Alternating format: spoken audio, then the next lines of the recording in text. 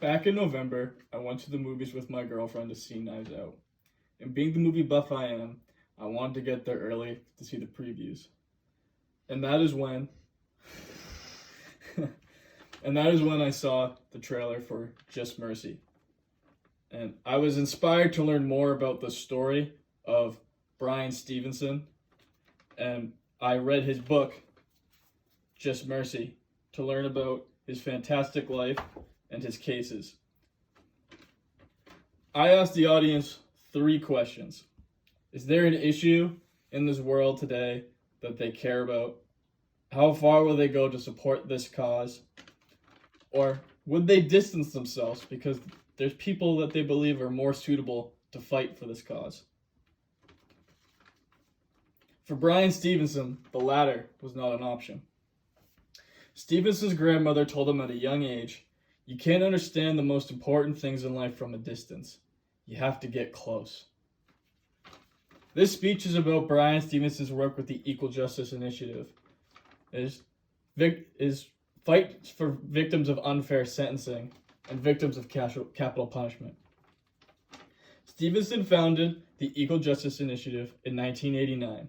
It is a non-profit organization that provides assistance for the wrongly convicted, the unfairly sentenced, and they specialize in capital punishment cases. One of the more difficult cases in the Equal Justice Initiative's career was very early on. The Herbert Richardson case was extremely difficult for a young Bryan Stevenson.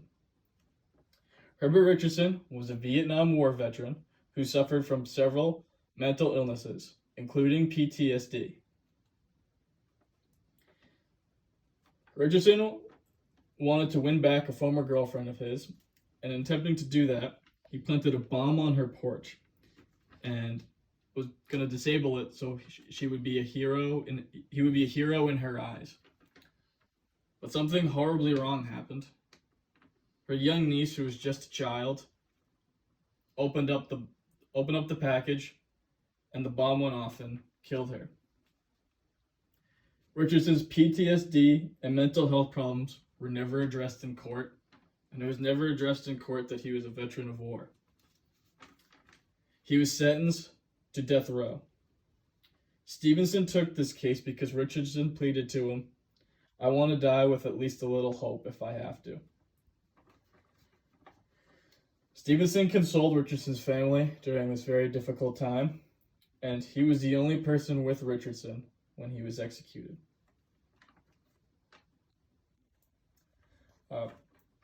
I believe this gives us a sense of his passion for justice and his empathy towards people.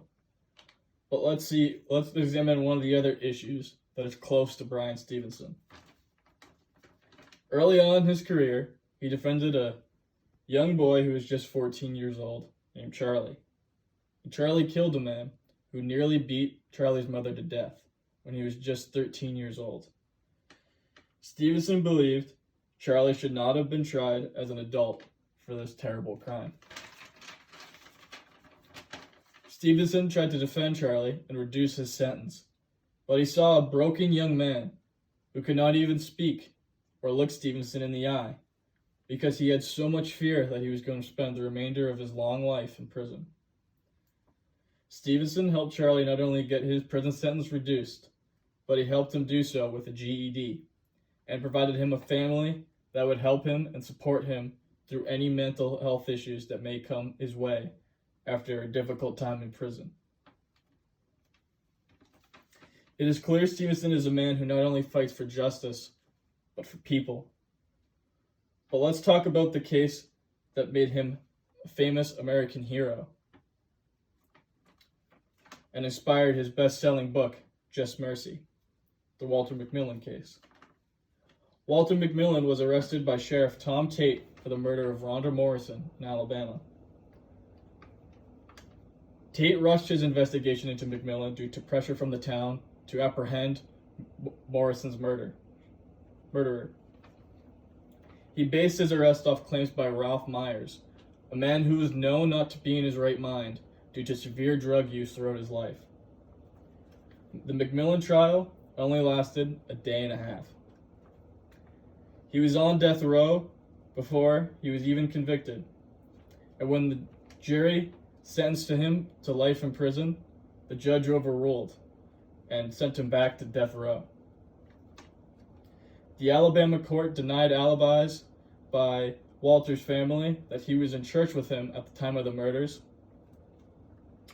And they even ignored Ralph Myers, Walter's own accuser's claim that Walter was innocent and that Ralph Myers was just trying to get attention. And they threatened Myers to go on death row and to execute him if he decided to come forth with this information. The Alabama court threatened several witnesses who were willing to defend Walter McMillan, and it made the case for Bryan Stevenson much more difficult. After 6 long and grueling years of appeal and hearings, the Alabama Court of Appeals declared Walter McMillan's conviction unconstitutional in 1993, and Walter was able to live the remainder of his years outside of prison with his family due to the heroic efforts and actions of Bryan Stevenson. After reading his book Just Mercy, Nicholas Kristof of the New York Times called Bryan Stevenson America's Nelson Mandela. At the age of 60, Bryan Stevenson has done a lot of good for America, and he's gotten close and fought for issues many of us would just simply ignore because they are too challenging and too mentally difficult for us to handle. He is a man who we should learn from, and we should follow his example. Bryan Stevenson is a true American hero.